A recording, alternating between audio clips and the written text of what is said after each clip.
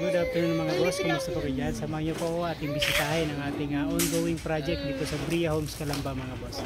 So bali yung project natin dito, Angeli SF mga boss, okay? So Sunday work mga boss, check it out natin. Let's go! So ito yung mga boss, yung ating Sunday work ngayon, okay? Angeli SF mga boss. So phase 1. So yung fencing natin mga boss yan, meron na rin, okay? So napormahan na at nalagyan na rin ng asintada mga boss. Okay. So bubuhusan na lang yung poste. Check natin sa loob mga boss.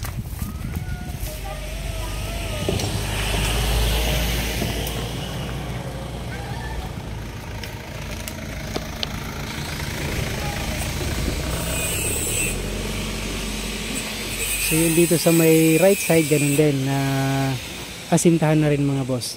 Same time yung poste naka-ready na rin. Okay.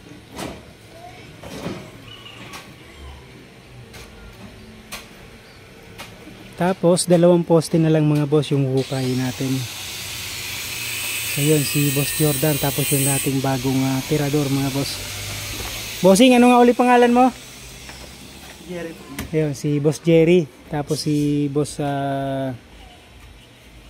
ang ating tirador dito mga boss. So dalawang poste na lang yung babanatan natin ngayon. So finish na tayo ngayon. So bali yan na lang yung natitira natin dalawang poste. So dito mga boss nakapagtibag na rin tayo. Yan si Boss Onyok naman yung bumibira. Based doon sa plan ni client mga boss.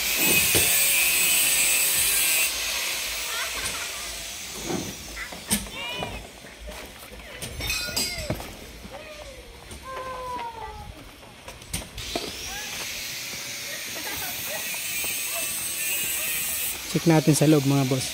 So during demolition mga boss, lalo na tong wall mga boss, gawa ng ito ay precast.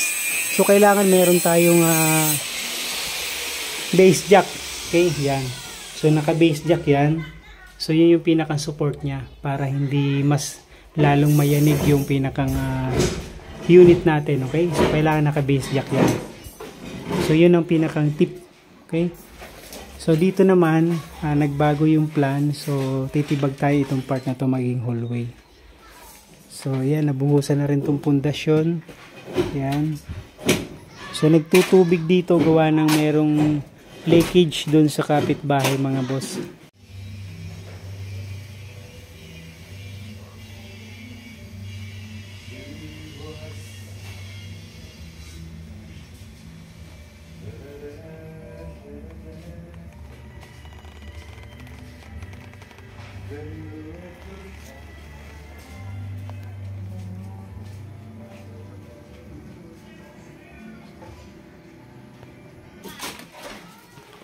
Sa taas naman, check natin. So dito sa second floor mga boss, pinatiktik na natin kay Kuya Danny yung ating second floor. Yan. So kailangan palabasin natin yung pinakang original na concrete mga boss. Kasi ito plastering lang to eh. So kailangan tiktikin natin yan. So napakakapal nung plastering nila. Hindi kasi kakapit yung pinakang tiles natin. The same time magkakaroon ng gapak, okay? Yan. So kailangan baklasin.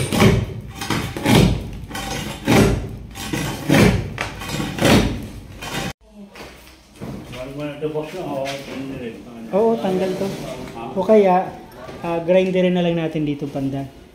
Pero tanungin mo pa rin si Por kung okay na to. Oo. Kung kuha, hindi grinder na lang natin dito para hindi mabasag yung kuha.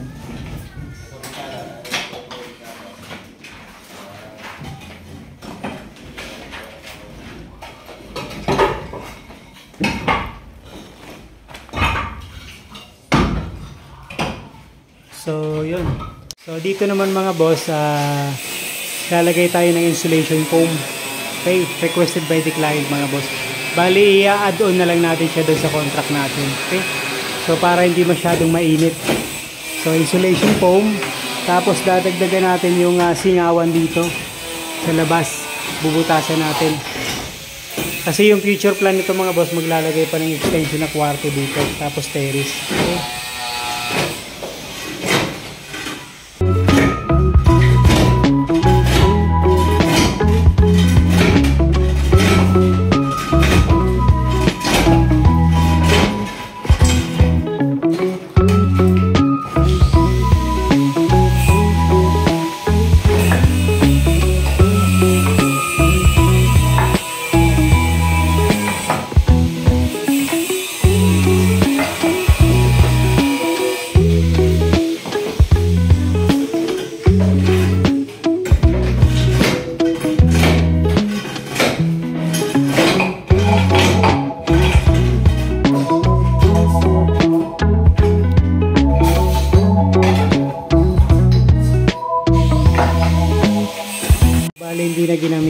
jackhammer para hindi na mas lalong mayanig yung unit mga boss. Okay?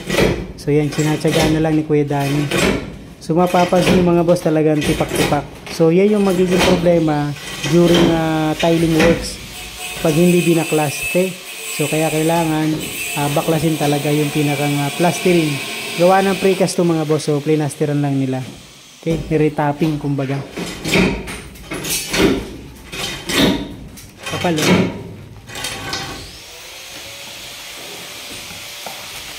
So walang kapit siya mga boss. Okay? Walang kapit.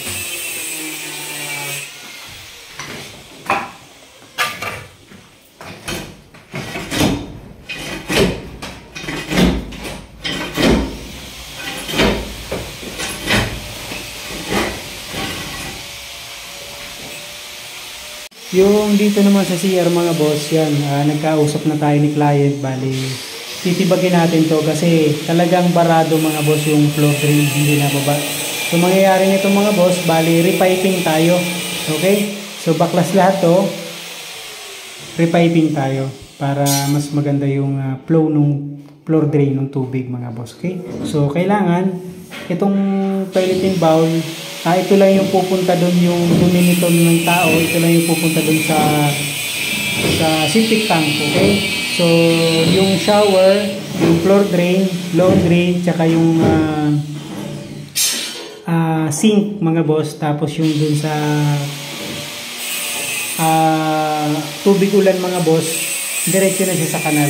So yun ang gagawin nating add-on kay client mga boss. Okay, so titik-tik tayo dito.